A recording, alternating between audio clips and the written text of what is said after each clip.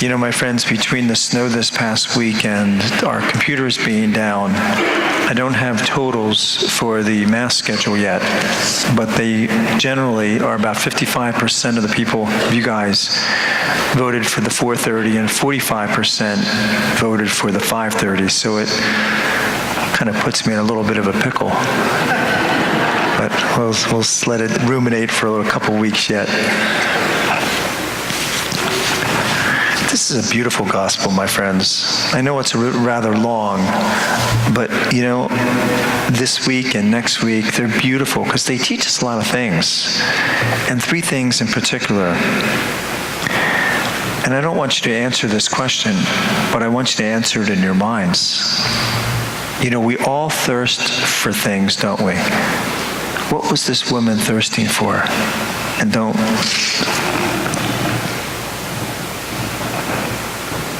She was married 5 times and living with a man. She was thirsting for a relationship, wasn't she? It's pretty obvious. That's what she was thirsting for.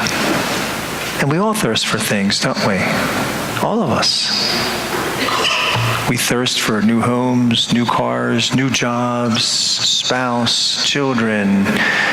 You name it, my friends, we thirst. New clothes, new golf clubs, you name it.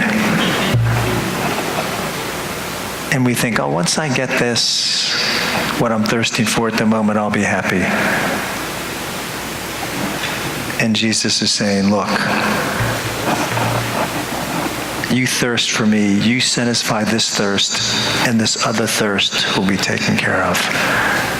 And you see it in today's world, my friends, the whole epidemic with drugs and alcohol. What are they covering up? Their thirst, right? They're thirsting for something. Thirsting. Claire Booth Luce, some of you may have heard of her. She was very involved politically, I think, 60s, 70s, 80s, I believe. But, she was known for being a United States ambassador to Italy. And she was married to a man and she wrote plays, I think. She was a pretty known writer. And her husband owned, I think, Fortune magazine and Time and a couple of these others. So they were quite wealthy. But she always dreamed of having an Italian villa.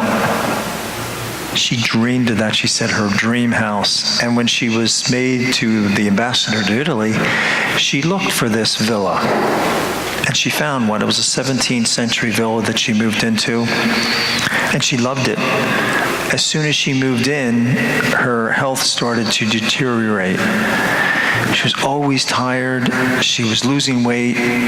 She had absolutely no energy. And she was just getting sicker and sicker and sicker. They realized that she was being poisoned with arsenic.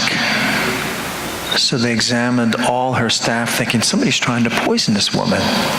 And after quite evaluations, they realized that none of her staff and all the security checks, none of her staff could have been doing that. And they checked her house, and they realized that in her bedroom, there were these beautiful design of roses ornately done in bas relief. So they were painted, but apparently there was some arsenic that was in the lead of the paint. And this would drip down on her bed. And so here as she slept, this arsenic was being brought into her. And she said, my dream house almost killed me. What she was thirsting for most of her life almost killed her. When she came back to America, she talked to a priest, a radio priest. Do you know who that was? Yeah, Fulton Sheen, right? Bishop Sheen. She talked to Bishop Sheen, and she was a convert. She converted to Catholicism and was very, very devout for the remainder of her life. And she even had a plantation down in South Carolina or North Carolina, one of those, where they had a summer home. And she gave that to a Trappist monk today. She's actually buried on that plantation that is now a Trappist monastery. But Jesus is saying to that woman, you're thirsting for more than just water. you need to thirst for me, and I'll satisfy that thirst, and then these other relationships will take care of themselves.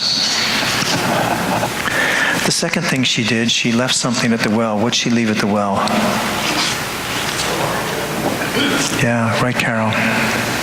She left her jar there. Why in the world would you leave something that you need? You need that water jar with you, and no one would ever leave that, ever. There's just not a point to doing that unless she was making a point. She was telling Jesus, I think I need to leave something behind. I think I need to leave something behind. I need to get these relationships settled. I need to leave them behind in order to move ahead. And we all have buckets, don't we? Every one of us. I have my buckets, you have your buckets. Habits, grudges, people that we hang around with and shouldn't. You name it, my friends. We have our buckets that we need to leave behind. It's an interesting article. I was actually laughing during this article, but it's really not funny. It was about an atheist that was a counselor that was afraid of flying. And he was aboard a plane that was headed from Washington, D.C. to Columbia, South Carolina. There was a conference at the University of South Carolina.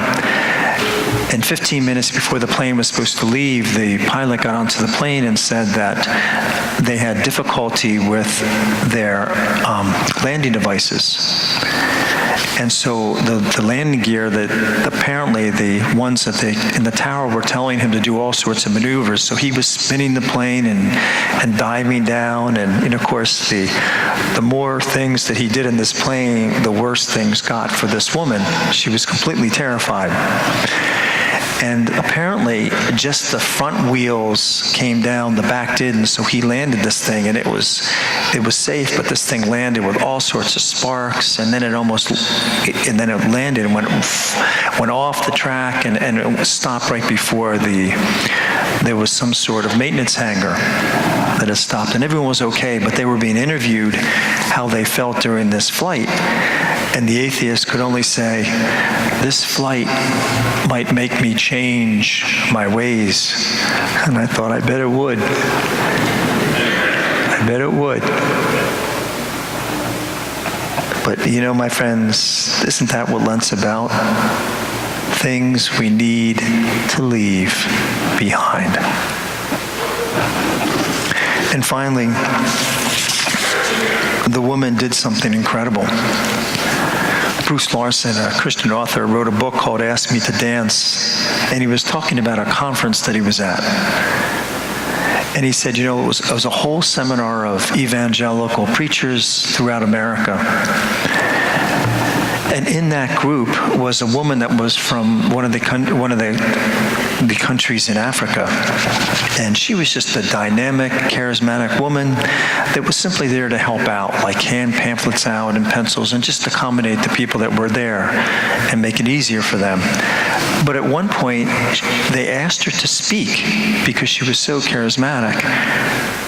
And she got up and talked, and hesitantly, but she did. She said, you know, you're handing out all these pamphlets, she said, and I can't even read. She said, you know, you're talking, you spent a whole day on strategy. And she said, I've never even heard of that word before. I have no idea what you're talking about. And she said, the other day you spent a whole day on demographic studies. And she said, you know, we don't have those in Africa. She said, we don't even bother with demographic studies.